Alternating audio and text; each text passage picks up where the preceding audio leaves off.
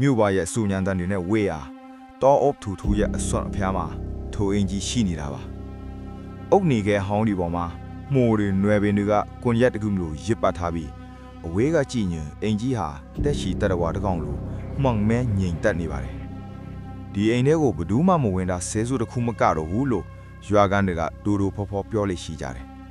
ဒီနေ့မှအောင်သူဟာဒီအင်ကြီးအကြောင်းကိုသတင်းစာထဲမှာဖတ်လိုက်ရပြီးစိတ်ဝင်စားနေကြတာသူဟာထူးခြားဆမ်းမြတဲ့ဘေးကားတွေကိုလေ့လာရတာဝါသနာပါသူတယောက်ဖယ်လာကြောင်းထိုအင်ကြီးရှိရာကိုတကူတော်ခရီးထွက်လာခဲ့ပါတယ်ခြံရှိရောက်တဲ့အခါခြံစီယိုတန်တိုင်ဟောင်းတွေကတန်ကြီးတက်နေပြီးအောင်သူတွန်းဖွင့်လိုက်တဲ့အခါကြွီခနဲ့ထွက်ပေါ်လာတဲ့အတန်ဟာလေတူထဲမှာတုံခါသွားပါတယ်အိမ်ကားဝါကိုရောက်တာနဲ့အပြင်ဘက်ထက်ပိုမိုအေးစိတ်နေတဲ့အမွေအသက်ကိုအောင်သူခန်းစားလိုက်ရတယ်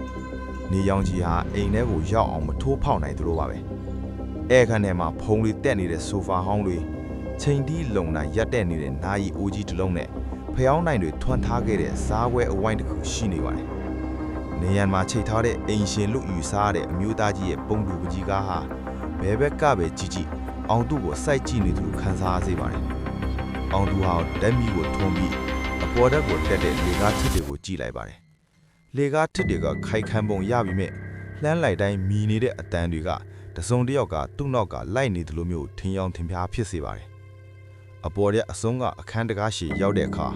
အောင်သူတကားကိုခောက်ရသေးခင်မှာပဲအခန်းထဲကနေတစုံတစ်ခုကတကားကိုခောက်လိုက်တယ်လို့အတန်ထွက်လာပါတယ်အောင်သူရဲ့ကြောတို့တဲ့အထိစိန်ခနဲ့ထစ်သွားပြီးအသက်ရှူသန်းတွေမြန်လာရဲပါတော့တယ်